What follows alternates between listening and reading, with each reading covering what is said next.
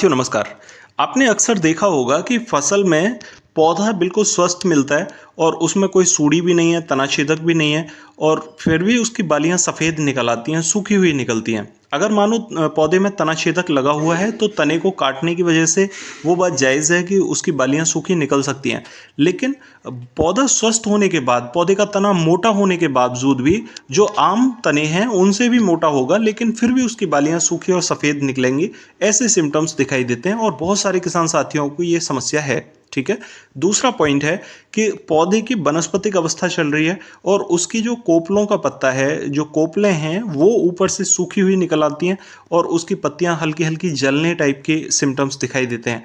ऐसे लक्षण दिखाई देने के बावजूद हम उन्हें पढ़ नहीं पाते और फिर वहां पर सीधा सीधा इफेक्ट हमारे उत्पादन पर देखने को मिलता है। तो साथियों, ये बोरॉन की कमी के कुछ लक्षण होते हैं और इनको हमें जरूर पढ़ना चाहिए। आज की वीडियो का जो टॉपिक है वो बोरॉन है और बोरॉन के माध्यम से हम जानेंगे कि इसमें बोरॉन होता क्या है, कितने परसेंट मात्रा इसकी हमें उपयोग करनी चाहिए, कितनी मात्रा में उपयोग करना चाहिए। दूसरा, बोरॉन के हमें फायदे क्या क्या मिलते हैं, उत्पादन में इसका कितना लाभ, कितना योगदान रहता है, इसके सिम्टम्स क्या क्या हैं जिन्हें पढ़कर हम बोरॉन का उपयोग कर सकते हैं अपनी फसल में और ज़्यादा अच्छे रिजल्ट ले सकते हैं। साथियों, धान की फसल या अन्य फसलों में ये इतना ज़रूरी क्यों होता है, क्यों इतना महत्वपूर्ण है, तो आज की वीडियो में ये सारे टॉपिक मैं कवर करने जा रहा हूँ। तो बनी रहिए वीडियो में। आइए शुरुआत करते हैं इस वीडियो की। सबसे पहले जानते हैं कि बोरॉन है क्या। तो देखिए, बोरॉन डायसोडियम ऑक्ट्राबोरेट टेट्राहाइड्रेट 20% में होता है। हम इसका बुरकाव के माध्यम से या स्प्रे के माध्यम से, दोनों के माध्यम से यूज़ कर सकते हैं। बुरकाव में थोड़ी मात्रा इसकी ज़्यादा होती है और स्प्रे के माध्यम से इसका उपयोग हम थोड़ी कम मात्रा में करते हैं। साथियों, सबसे पहले जानते हैं कि बोरॉन के किसान साथियों को फ़ायदे क्या क्या मिलते हैं। तो देखिए, जितना भी हमारा दाना होता है, दाने को फटने से रोकने का काम बोरॉन करता है, ये हम मोस्टली जानते हैं। ठीक है। लेकिन जो चीज़ें इसकी छुपी हुई होती हैं, जिन्हें हम जान नहीं पाते, उनमें सबसे मुख्य जो लक्षण है वो क्या होता है। तो देखिए, अगर आम तने से दूसरा तना या पौधे की जो पौधे का संपूर्ण तना है वो दूसरे तने की अपेक्षा मोटा निकले, फल इसका हल्का कमजोर हो या हल्का छिटक रहा हो या फूल ज़्यादा छिटकता हो या फूल से फल बनने पर प्रोसेस में बहुत ज़्यादा समय ले रहा हो या परागण की क्रिया अच्छी ना हो रही हो, तो ये बोरॉन का एक ऐसा सिम्टम होता है जिसमें कि तना फूल तो जाता है लेकिन तना अपने प्रोटीन और अपने जितने भी उर्वरक होते हैं उनको दाने को नहीं दे पाता और उस जो फूल होता है उससे परागण की क्रिया अच्छी नहीं हो पाती, जिसकी वजह से वहाँ पर दाने कमज़ोर रह जाते हैं और दानों में फल नहीं बन पाता। ये कमी इसकी सबसे मुख्य होती है और इसको हमें समझना चाहिए कि ये बोरॉन की कमी का लक्षण होता है।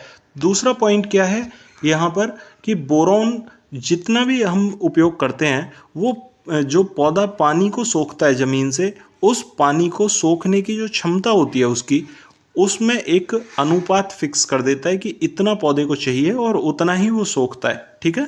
तो बोरॉन यहाँ पर हल्का पौधे के पाचन तंत्र पर भी अच्छा काम करता है। साथियों, बोरॉन फसल के परागण की क्रिया को अच्छा मजबूत कर देता है, जिसकी वजह से फूल से फल बनने की प्रक्रिया में पौधे को ज़्यादा दिक्कत नहीं आती। साथियों, अगर बात करें कि बोरॉन फसल में कैल्शियम और पोटेशियम का जो अनुपात होता है उसे फिक्स कर देता है। अगर पौधे को 1:1 के अनुपात में ही कैल्शियम और पोटेशियम चाहिए तो वो उसको फिक्स करने में पौधे की मदद करता है। बोरॉन के उपयोग से पौधे की जो जड़ ग्रंथि होती हैं उनका विकास अच्छा होता है। आपने देखा होगा पौधे की जड़ें विकृत हो जाती हैं, पौधे की जड़ें ठीक से काम नहीं कर रही होती हैं, आगे नहीं बढ़ रही होती हैं। विकृत जड़ों को ठीक से काम करने के लिए बोरॉन प्रेरित करता है और जो पौधे की जड़ ग्रंथि होती हैं उनको अच्छे प्रकार से विकास करने में मदद करता है। साथियों, बोरॉन धान के फूल और चावल को भरने में मुख्य भूमिका निभाता है। धान में जब भी आप कोई भी प्रोडक्ट लाके लगाते हैं, बालियां निकलते समय आप कहते हैं दुकानदार से जाके कि मुझे ऐसा कोई प्रोडक्ट दे दीजिए जिसकी वजह से चमक बढ़ जाए धान में, तो आप यकीन मानिए आप सिर्फ बोरॉन का यूज़ करें। बोरॉन के साथ पोटास का यूज़ करें।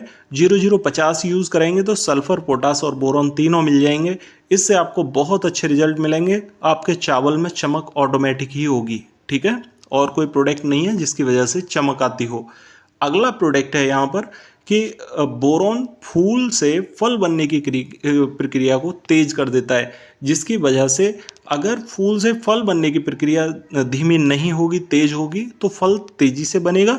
दूसरा, फल ज़्यादा मात्रा में बनेगा, फूल छिटकेगा नहीं। ठीक है, तो ये मुख्य कारण होते हैं जिनकी वजह से बोरॉन का उपयोग किसान साथियों को करना चाहिए। अगला पॉइंट है कि बोरॉन की कमी के मुख्य लक्षण क्या क्या होते हैं।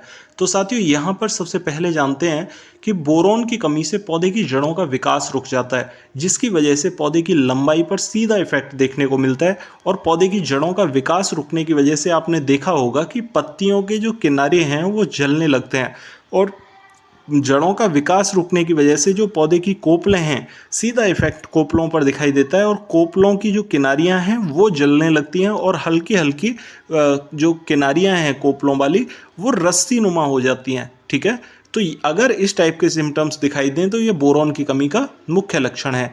बोरॉन की कमी के लक्षण की वजह से ही बोरॉन फूल और फल ज़्यादा छिटकते हैं, ज़्यादा गिरते हैं। आपने देखा होगा कि जैसे ही फूल बनने लगा, पहला फूल झड़ जाता है, गिर जाता है। तो ऐसा क्यों होता है? ये बोरॉन की कमी का लक्षण होता है। हमें बोरॉन का सही समय पर उपयोग करना चाहिए। साथियों, अगर देखा जाए तो पौधे का तना मोटा हो जाता है, ठीक है, और बालियां सूखने लगती हैं, तो ये बोरॉन की कमी का लक्षण होता है। हमें इसको भी समझना चाहिए, ये मुख्य लक्षण है। और अगला, बोरॉन की कमी से पौधे की तने में दरारें दिखाई देने लगती हैं। आपने गन्ने में अक्सर देखा होगा, तना फटने लगता है, तो ये बोरॉन की कमी का लक्षण होता है। इसका हमें खासकर ध्यान रखना चाहिए। साथियों, नई कलियां बनना बंद हो जाती हैं क्योंकि जड़ों का विकास रुक जाता है नीचे। ठीक है, और इसकी वजह से नए जो पत्ते होते हैं वो जलने लगते हैं। इस सिम्टम को हमें समझना चाहिए और बोरॉन का उपयोग यहाँ पर करना चाहिए। अगला पॉइंट है यहाँ पर कि बोरॉन को किन किन फसलों में उपयोग किया जाना चाहिए। तो देखिए, हर एक फसल में बोरॉन का मुख्य योगदान है। आपको हर एक फसल में बोरॉन का उपयोग करना चाहिए। सभी फसलों में बोरॉन जरूरी है। अगला पॉइंट है यहाँ पर कि बोरॉन को किन अवस्थाओं में उपयोग किया जाने पर रिजल्ट अच्छे मिलते हैं। तो देखिए, ये जड़ों के विकास को निश्चित करने के लिए प्रभावी है। इस वजह से हमें पौधे में वनस्पतिक अवस्था में भी बोरॉन का उपयोग करना चाहिए, और दूसरा उपयोग इसका बालियां या फूल बनने की अवस्था में जरूर करना चाहिए। इससे हमें फूल बनने के समय पर परागण की क्रिया में अच्छे रिजल्ट देखने को मिलते हैं, और फल में भी चमकदार रिजल्ट देखने को मिलते हैं। ठीक है, बोरॉन की कितनी मात्रा का उपयोग करना चाहिए? तो अगर हम स्प्रे के माध्यम से यूज़ कर रहे हैं तो 100 ग्राम प्रति एकड़ के हिसाब से काफ़ी है। अगर हम थोड़े पानी में यूज़ कर रहे हैं तो 1 ग्राम प्रति लीटर के हिसाब से यूज़ करें, और अगर बुरकाव के माध्यम से यूज़ कर रहे हैं तो 400 से 500 ग्राम प्रति एकड़ के हिसाब से इसका उपयोग हमें करना चाहिए खाद के साथ मिलाकर। और बोरॉन के नुकसान क्या क्या होते हैं? अगर बोरॉन को हम इस मात्रा से ज़्यादा मात्रा में देते हैं तो ये पत्तियों को जलाने लगता है, इसलिए 100 ग्राम प्रति एकड़ से ज़्यादा इसका उपयोग नहीं करना चाहिए। 1 ग्राम प्रति लीटर पानी से भी ज़्यादा इसका उपयोग नहीं करना चाहिए। तो साथियों, आशा करता हूँ आप बोरॉन के यहाँ पर काम को समझ पाए होंगे और आगे से अपनी फसलों में अच्छा उपयोग करेंगे।